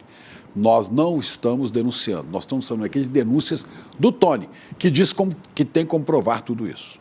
Né? Quando nós não estamos acusando o Michel Temer. Embora Michel Temer tenha falado com aquele dirigente da JBS, que eu me esqueço o nome agora, nos porões do Palácio, e isso foi mostrado pela televisão, por todo mundo, né? Como é que é? O cara fala que está dando dinheiro... Joesley Batista. O Joesley Batista. Está dando dinheiro estou dando dinheiro pro Eduardo Cunha na prisão. Aí o Temer fala, tem que manter isso aí, hein? Por quê? Porque o Cunha poderia contar tudo, toda essa tramóia? É isso, Chico? É exatamente isso, Chico. E o fato, assim, uma coisa muito importante na fala que tem que ser checada, na acusação do Tony Garcia, voltando um pouco à figura do Temer, já que você citou, Chico, é o seguinte, o Tony Garcia ele coloca o Temer desde o momento inicial do golpe. O Temer costuma aparecer na cena do crime um pouco depois, já depois desse festival de matérias da imprensa, já depois do carro andando. O Tony Garcia mostra que, com a acusação dele, aí temos que checar se é verdade, que o Temer estava nas reuniões desde o primeiro momento. Ou seja, a Dilma estava realmente com o inimigo dentro do Palácio. O Tony Garcia, ao citar que desde a primeira reunião, por causa da possível cassação do Eduardo Cunha, o Temer já estava na jogada. O que é que ele coloca? Ele coloca o Temer como também um articulador do golpe. Não é apenas um vice que chega depois para assumir ou um vice que dá só uma ajudinha. Ele coloca o Temer como no centro e no início do golpe. Outro ponto importantíssimo do relato do Tony, né? Temos que checar se é verdade ou não. Quanto à revista Veja, se for verdade, aí novamente repito o que o Chico e o que o Calejão falaram, temos que checar. Mas o que ele dá conta é que a revista Veja chega com um roteiro de ficção, e ele vai amando dos procuradores e amando do juiz, amando do Moro, confirmar aquele roteiro. Era como se eu escrevesse um conto ou um romance e quisesse colocar aquilo como baseado em fatos reais e fosse procurar o Moro para me dar o aval. Assim, é muito grave. É tornar uma ficção realidade, é tornar uma ficção capa de uma revista. É levar essa ficção para o Jornal Nacional, com aquele duto lá, soltando dinheiro e dizendo que a Dilma estava no meio da confusão toda. Então, de uma gravidade como talvez nunca tenhamos visto. Aí a gente falou do vice, olha os personagens. O vice que está não do meio do golpe para frente, mas o vice que está desde o começo da conspiração e do golpe. E a gente falou de uma revista que foi um meio de comunicação muito importante durante todo o golpe, que simplesmente inventa uma matéria, inventa uma história e emplaca essa história como verdade. Então, aí a gente já confirma os adjetivos que o Calejão deu ao golpe, o golpe que foi realmente também midiático. Perfeito. Chico Sá, Calejão, César Calejão, muito obrigada. Calejão, pode voltar sempre, tá? Pode vir aqui no N2 também, não é só no N1 não, sentindo saudades aqui também. Queremos a sua presença com materialidade aqui, Calejão. Exatamente. Você é imprescindível. Um beijo para vocês, queridos. Até mais. Obrigado, meus amores. Um beijo, gente. Tchau, tchau. Um beijo, até. Tchau, querido Chico Sá. Até amanhã. Continuamos por aqui, porque Heloísa Vilela está chegando. A gente vai mudar de assunto para falar do Corregedor Nacional de Justiça, o Luiz Felipe Salomão, que desembarcou hoje em Maceió, e ele vai apurar os acordos de indenização entre a Braskem e a Prefeitura. Esse assunto muito nos interessa. Boa noite para você, Elô. Boa noite, Gabi. Boa noite, Chico. Perdi por pouquinho, calejou o Chico, mas eles não me escapam. Olha só, chegou uma comissão grande lá em Maceió, viu? Não foi apenas o ministro Salomão, mas chegaram junto com eles outros representantes, não só do Conselho Nacional de Justiça, mas também do Conselho Nacional do Ministério Público. E o que eles vão fazer hoje, amanhã e depois? Eles vão tentar tomar pé da situação para entender o que está acontecendo em Maceió, desde o começo daquele terremoto em 2018, que fez com que mais de 60 mil pessoas tivessem que sair das suas casas, e onde houve uma movimentação no solo que colocou em risco a vida das pessoas, as casas racharam, e até hoje tem gente morando na borda dessa área e desses 5 bairros que tem as casas rachadas, água brotando do chão, a situação é horrível. Agora, o que eles vão procurar saber é o comportamento do Ministério Público, do Tribunal de Contas, do TJ, de todo o aparato jurídico do Estado e da cidade de Maceió. Opa!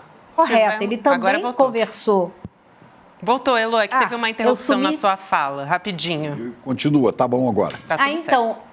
Essa comissão toda vai investigar se o aparato jurídico e se o Poder Executivo do Estado e da cidade de Maceió agiram como deveriam, se apuraram os fatos, se obrigaram a indenização a ser justa, que acordos foram feitos até hoje. Então, tem muito o que fazer. Eles hoje já estiveram com o governador do estado, eles também iam estar com o prefeito, com representantes do Tribunal de Contas, vão se encontrar amanhã com representantes da sociedade civil, dos grupos de moradores que foram afetados por esse desastre socioambiental da Braskem, o pior em área urbana do mundo, só isso.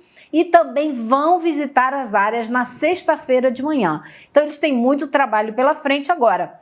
Hoje, eu faço parte de um grupo que o Ministério Público lá de Alagoas criou quando começou a ser muito pressionado por todos esses movimentos dos moradores. Eles criaram um grupo de WhatsApp para divulgar versões ou os dados, enfim, as informações que eles julgam importantes. E hoje, eles publicaram uma informação do encontro que tiveram com representantes dessa comitiva, o que deixou muita gente lá em Maceió já bastante desanimada.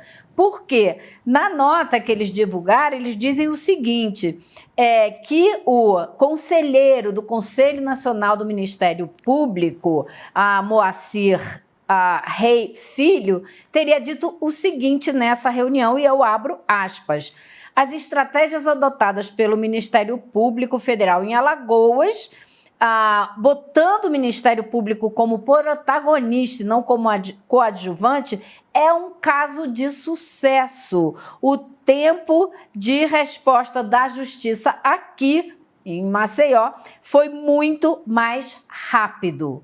É tudo ao contrário do que a população afetada por esse crime da Braskem vem dizendo, sem falar nos acordos que eles consideram espúrios, absurdos, que deveriam ser revogados.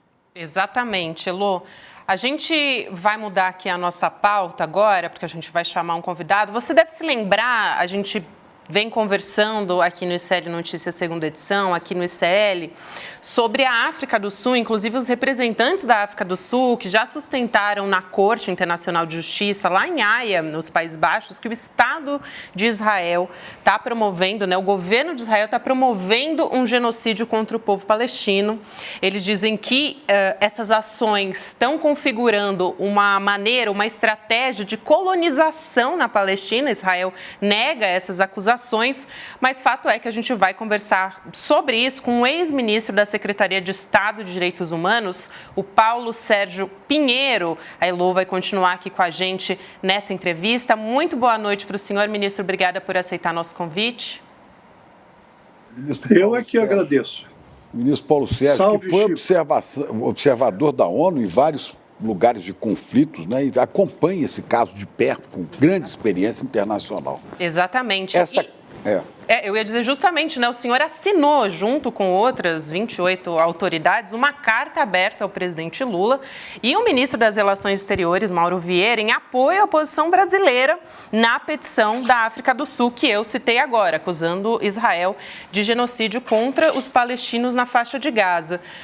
Eu pergunto para o senhor, ministro, esse apoio, por que esse apoio agora? Inclusive, pergunto a respeito também de muitos políticos de extrema-direita que estão fazendo uma crítica, não só políticos, né, mas a imprensa também, muito alinhada a críticas quanto à posição do Brasil nesse posicionamento. Foi justamente essa carta, ela surgiu depois que eu e outros colegas assistimos pela internet às duas audiências da quinta e sexta passada. A primeira, a África do Sul apresentou a demanda, que chama aplicação, e no dia seguinte Israel. E aí, imediatamente, começou a pancadaria no governo brasileiro. Por parte de editoriais, a mídia eletrônica aberta, alguns especialistas dizendo que a CONIB, não esquecer a CONIB, que persegue o eminente jornalista Breno Altman, não esquecer. E a bancada evangélica, pela qual eu tenho o maior respeito, mas eu vou dar um comentáriozinho. E aí a argumentação é muito chinfrim. É que o Brasil está rompendo a sua posição de equilíbrio entre Israel e a Palestina. Que os evangélicos acusaram o governo de romper a irmandade com o povo judeu. O Brasil não tem, o Estado brasileiro não tem irmandade com povo algum. Com relações, respeito, diálogo, muito bem. Agora, irmandade. Então, nós achamos que não dá para, em pleno governo democrático, aceitarmos essa situação que o Brasil, acompanhado de 70 países, resolveu apoiar a África do Sul. Não só para apoiar o governo, porque nós achamos também que essa crítica não tem nenhuma base. E a pior, a mais rastaquera, é acusar o governo de reafirmar o antissemitismo. Isso é que não dá para engolir. Porque o antissemitismo, para esses críticos, é tudo que diga respeito ao Estado de Israel. Não se pode criticar. Professor, pretensamente a única democracia nuclear, o Estado nuclear, porque é o único que tem a bomba atômica. Olha, professor, eu vejo uma grande confusão, principalmente de grupos evangélicos neopentecostais, e talvez por pura desinformação, porque eles leem muito o Velho Testamento da Bíblia, onde fala o Deus Todo-Poderoso, o Deus de Israel. Eles confundem aquele povo de Israel, né, citado no Velho Testamento, como o Estado de Israel, de Netanyahu, de hoje, não tem nada a ver uma coisa com outra, né? Inclusive, aquele povo de Israel, os eleitos por Deus e tal, não reconhecem Jesus, nem o Evangelho. Então, o evangélico que defende o Estado de Israel, ou porque leu a Bíblia, nem sabe, né, que eles não têm nada a ver com Jesus Cristo e com o Evangelho. É só para dizer que há uma confusão tremenda. Essa história cresce muito no meio da ignorância mesmo, no sentido da palavra. Ignoram, não sabem, da desinformação. Eu concordo totalmente com você, porque, na verdade, há toda uma nova história israelense que demonstra como isso é um mito, como o mito da criação de Israel. E outro problema, eu tenho um historiador amigo meu que diz que o problema de Israel é lidar com a Bíblia como se fosse um registro de imóveis. Então eles acham que tem direito a toda a Palestina por essa leitura literal, não contextualizada da Bíblia. Quer dizer, eu não tenho nada contrário à segunda via do Messias. É que para os católicos como eu, não discuto isso. Agora, o problema são os evangélicos em todo o mundo, especialmente nos Estados Unidos e aqui que apoiam qualquer coisa que Israel faça, mesmo que esteja cometendo atos em direção a um genocídio, como é efetivamente o caso. Eu só dou 2 pontinhos. A maneira que está sendo conduzida a operação militar. 80% das residências de Gaza foram destruídas. Mas não foram só os hospitais, foi todo o tecido social, os tribunais, as 4 universidades, uma delas bem prestigiosas, foram arrasadas. As mesquitas, as igrejas cristãs, não ficou nada. As associações culturais e tudo isso. Quer dizer, um dos pontos da Convenção de 51, uma convenção muito complicada, é a intenção de exterminar um povo, uma nacionalidade e numa demonstração étnica, da expressão étnica. E a outra, que é dificílima na Convenção, é a intenção. São 2 coisas. Uma, o objetivo de destruir, o outro, a intenção. A intenção, eu li as 94 páginas da petição sul-africana, que é um modelo de balanço desses 100 anos de massacre de Gaza, são as declarações dos altos dignatários. Para começar, o presidente da República, só vou citar 3. O presidente da República disse que não tem essa de distinguir população civil e combatentes. Todos são culpados. Os homens, as mulheres, as crianças e até os bebês. O segundo, o Bibi disse que era para arrasar, vamos arrasar absolutamente tudo. E todos são responsabilizados. E o terceiro, eu acho que é um dos melhores, o ministro da Defesa, que disse que nós estamos lidando com como homens animais. Essa é a visão. Olha, e foi muito... Eu não sei se vocês viram... Só isso aqui. Não sei se viram um filminho que foi os sul-africanos apresentar, dos soldados repetindo isso. Porque a desculpa de Israel é que isso não é a posição oficial do governo. Eu só queria que a Heloísa participasse aqui, porque ela esteve lá, na Palestina, esteve em Israel também, mas só para completar, o ministro do Patrimônio israelense, Amichai Eliyahu, foi suspenso em determinado momento de algumas reuniões do gabinete, mas ele continua no governo, do governo de Benjamin Netanyahu. Ele disse, o ministro de Netanyahu, disse que o uso da bomba nuclear, da bomba atômica em cima da faixa de Gaza dos palestinos é uma opção. Disse isso na rádio Kol Berama, uma estação de rádio religiosa israelense. Ele disse, podemos usar a bomba atômica contra 2 milhões de pessoas que estão na faixa de Gaza. Elo, isso é estarrecedor, né? Você sabe que isso, ele cometeu até... Diga, Elo. Oi, desculpa, só dizer isso. Eu acho que a gente teve... Vamos aproveitar que a gente teve até uma interrupção aqui na fala do ministro. Elo, eu quero que você faça uma pergunta para ele também, né? A gente quer te ouvir a respeito disso. Mas você ia fazer um comentário também, né? Acho que retornamos. Aí faz o seu comentário, por favor. Eu só ia continuar nesse raciocínio da bomba atômica, porque muitos analistas falam que a quantidade de material explosivo que Israel já jogou sobre a faixa de Gaza supera até uma bomba atômica como a de Hiroshima, por exemplo. Então, isso já está em curso.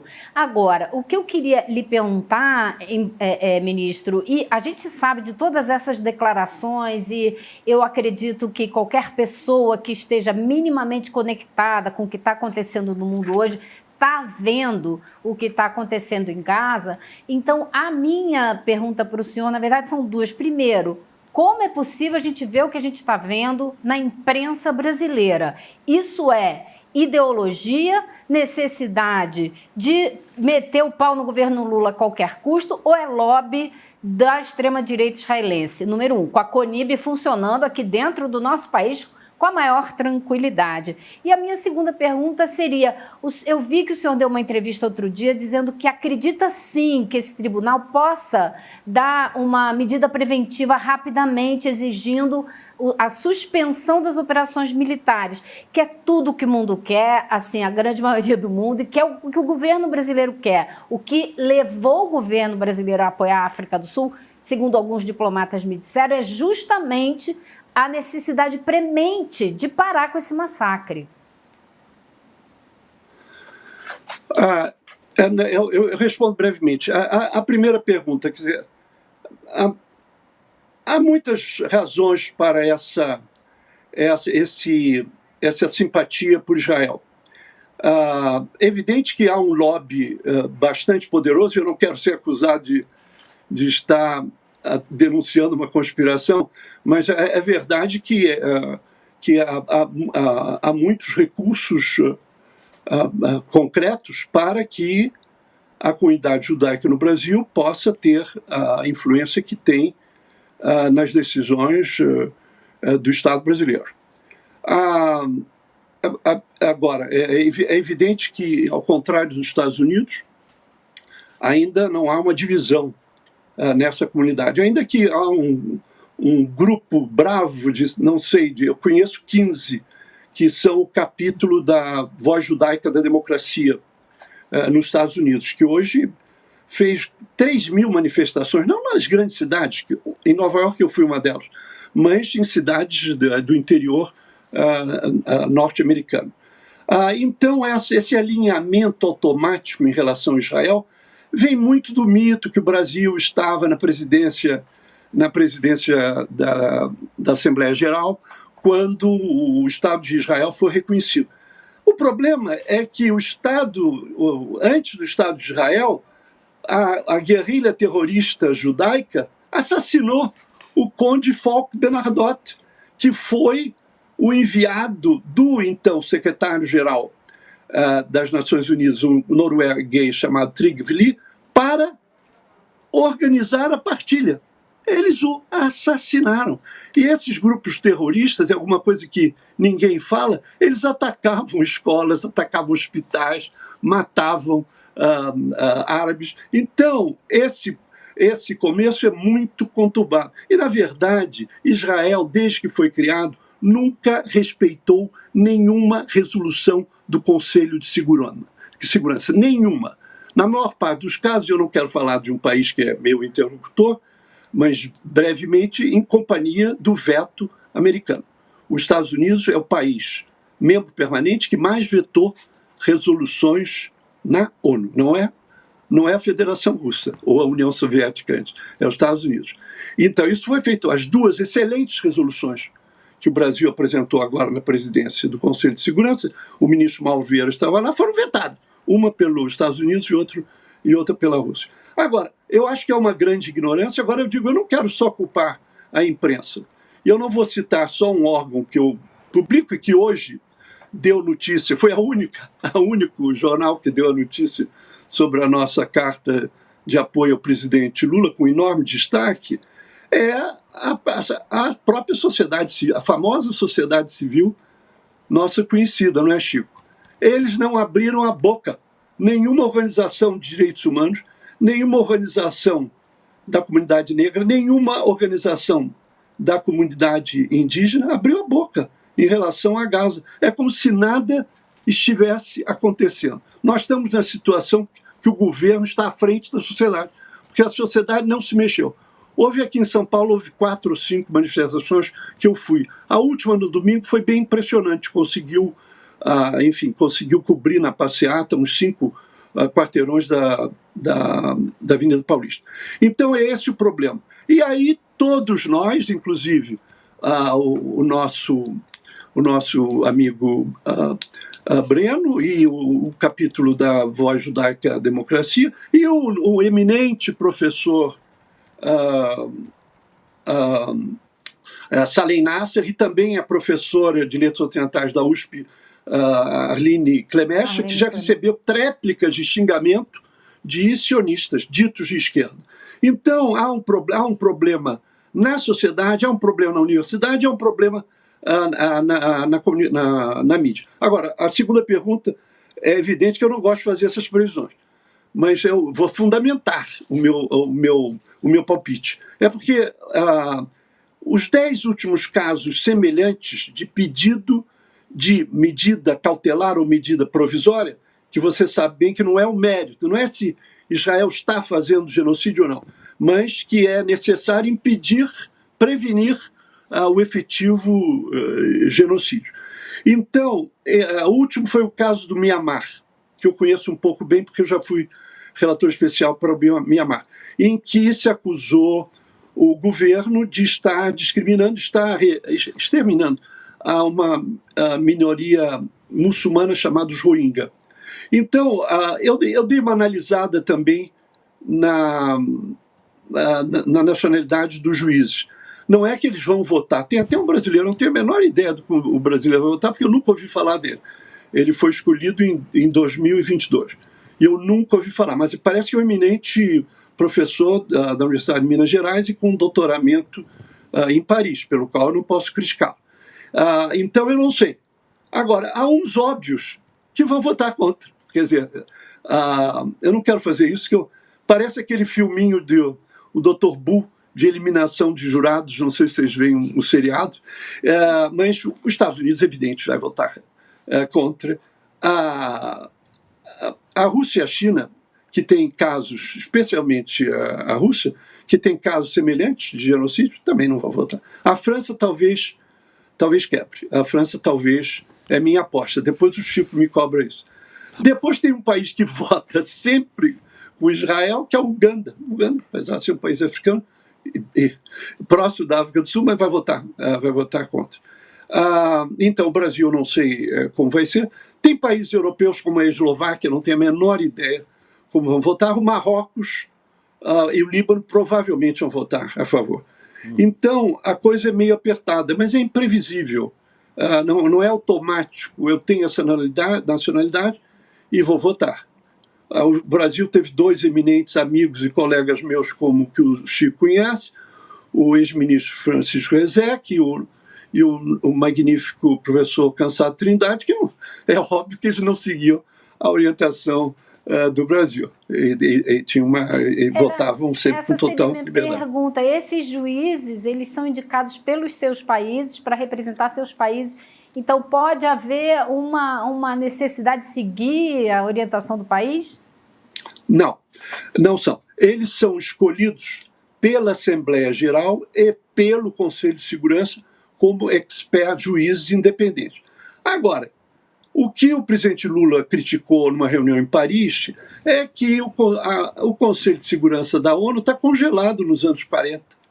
E tem que ter sempre 5 juízes dos membros permanentes, quer dizer, a China, a Rússia, a França, o Reino Unido e os Estados Unidos.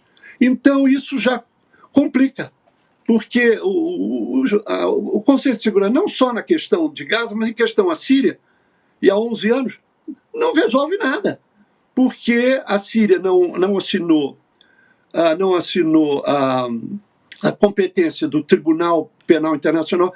Isso é uma outra coisinha que eu queria dizer. Então, o Conselho de Segurança está quebrado no turismo. Ministro, só para a gente não confundir quem está ouvindo, a gente estava falando dos juízes do Tribunal Internacional, né, e não do Conselho de Segurança da ONU. Da então, os juízes são 13, né? São 15 mais 2 ad hoc. 15 mais um da África do Sul e outro de Israel. Agora, foi muito bom você lembrar isso, eu não devia ter falado antes.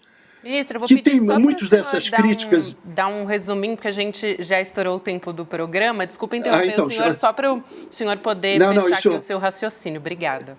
Todos esses minutos são horas na televisão, eu sei disso. Eu só vou dizer o seguinte, essas críticas hipócritas dizem, né, mas o Brasil não está condenando o Hamas. Quem tem que condenar o Hamas, que não é um Estado, é o Tribunal Penal Internacional, que julga indivíduos, como você acabou de dizer. Então, nós propusemos a condenação naquele Tribunal Penal Internacional, de opinião, a condenação do ex-presidente de extrema-direita, individualmente, e não, claro, o Estado brasileiro. Então, foi muito importante, e essa última coisa que eu que eu vou dizer, mas que essa crítica de má fé, ranzinza, hipócrita, além da acusação de antissemitismo, também se vale dessa acusação baixa para o governo brasileiro e para nós. Muito bem. Bom, infelizmente nosso tempo chegou ao fim. Eu agradeço muito meu querido amigo, o professor Paulo Sérgio Pinheiro. Elô, que bom ter você conosco, deve estar sempre e trazendo assuntos dessa guerra terrível que Netanyahu e Israel movem contra o povo palestino. Atenção, não é contra o Hamas. E se você quer o cessar-fogo, eu quero lembrar aqui, sábado, agora, dia 20, né, vai haver um ato, uma convocação feita por árabes, um coletivo de árabes e judeus pela paz e de uma articulação judaica de esquerda para um ato na Praça Nelson Mandela, no Rio de Janeiro, em Botafogo, sábado, dia 20, às 10 horas da manhã. Essa Praça Nelson Mandela, tá aí, ela fica entre a Rua Voluntários da Pátria e a Rua São Clemente, ali em Botafogo. Então, vai haver ali um ato, né, em apoio à ação da África do Sul e Brasil no Tribunal de Haia. Citando Mandela, nós sabemos que nossa liberdade somente será completa quando também houver liberdade para o povo palestino. Palavras de Mandela. Então, é sábado, com este apoio, né, e sem autorizar Israel, o governo Netanyahu, a usar o seu alegado direito de se defender para assassinar mais de 20 mil inocentes palestinos. Eu quero lembrar que a tal guerra Rússia, Ucrânia, que já tem anos que começou, isso há 3 anos, se não me engano, matou até agora 10 mil pessoas, com todos aquele ataque de Putin e tudo aquilo. Pois esta aqui, que tem 3 meses, já matou mais de 20 mil, mais de 12 mil crianças. Quer dizer, não podemos ficar impassíveis diante disso. Então, sábado, coletivos árabes e judeus pela paz e nós pacifistas, viu, no bairro de Botafogo, no Rio de Janeiro, nesse ato pela paz. Obrigada, ministro. Vamos Obrigada, nessa? Elô. Boa noite. Eu fico agradecidíssimo a vocês, meu querido Chico. Não, te devemos, professor, sempre. Queremos sempre o senhor aqui. Boa noite, professor. Até mais, pessoal.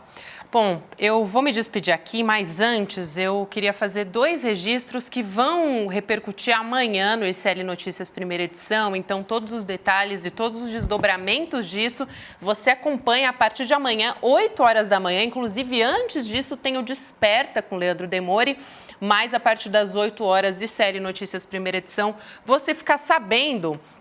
Um relatório da Polícia Federal acabou de sair, essa notícia fresquinha, indicou que o governador do Rio de Janeiro, Cláudio Castro, recebeu pagamentos indevidos em pelo menos 7 oportunidades, 7 situações, entre 2017 e 2019, período que Castro ocupava os cargos de vereador e vice-governador do estado.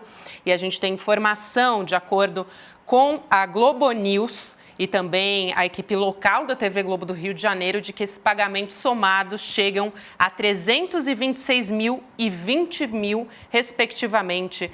E a gente está falando 326 mil reais e 20 mil dólares. Então, amanhã a gente vai trazer tudo isso detalhado no ICL Notícias primeira edição. E também, falando de notícia internacional, lembra daquele caso do Equador que os jornalistas foram feitos reféns ao vivo? Então, um promotor que é especializado em crime organizado, o César Soares, ele estava investigando essa invasão no canal de televisão TC, no dia 9 de janeiro, e ele foi assassinado hoje, quarta-feira, em Guayaquil, de acordo com o Ministério Público do país. Então, portanto, isso no Equador. E amanhã também, no ICL Notícias primeira edição, você vai acompanhar os desdobramentos disso. Mais situação muito grave no Equador, né, Chico? Só piora, pelo que a gente está O mundo está cheio de situações gravíssimas, né, Gabi? Terríveis. Exatamente. Estamos aqui de sentinelas. E vamos, para fechar, lembrar você que o Mapa da Mina de 2024 vai acontecer no dia 28 de janeiro, um domingo, às 8 horas da noite. Para você que chegou aqui agora e não sabe o que é Mapa da Mina, o Eduardo Moreira ele vai fazer uma previsão da economia, do que esperar, do que a gente pode esperar para esse ano com relação a investimentos. Normalmente os bancos, eles costumam fazer eventos fechados para isso, para dar todas essas orientações, mas o Edu vai fazer isso de graça. Para participar, você só precisa se inscrever e acessar edu1.com.br/N2 para poder, então, acompanhar essa aula gratuita no dia 28 de janeiro. E a tradição é que o nosso Edu acerta. Exato. Acertou tudo ano passado. Aqueles caras que vão lá contar o caminho das pedras para o mercado, nem sempre. O Edu acerta, sempre. E vai acertar de novo, pelo jeito. Vamos conferir. É isso, minha gente. Boa noite para você que nos acompanhou até aqui. Boa noite, Chico Pinheiro. Até amanhã. Apesar de tudo, suave na nave. Hoje é quarta-feira. Vamos nessa. Vamos nessa. Em janeiro de 2023, no nosso encontro Mapa da Mina, onde eu faço minhas previsões para o que eu acho que vai acontecer ao longo do ano, eu disse que achava que os fundos imobiliários, depois de vários anos difíceis, poderiam ter um segundo semestre superaquecido e poderiam subir bastante de valor. Se a minha previsão, que eu fiz também no Mapa da Mina, de que as taxas de juros de médio e longo prazo caíssem bastante. Adivinha o que aconteceu? Olha aqui o índice dos fundos imobiliários. Um começo de ano estável e do meio para o final do ano, uma grande subida como há muito tempo não acontecia. A verdade é que a gente acertou todas as nossas previsões em 2023. Algo que nunca tinha acontecido. Acho que nem com a gente, nem com ninguém. Para você participar do nosso encontro Mapa da Mina de 2024, imperdível, que vai acontecer no dia 28 de janeiro, às 8 horas da noite, é só clicar no link aqui em cima ou aqui embaixo e gratuitamente, rapidamente se inscrever. Chame seus amigos e amigas para participar também. Ninguém pode perder esse encontro. Para entender o que está acontecendo no Brasil e do mundo e para saber o que deve acontecer com os mercados ao longo do ano de 2024.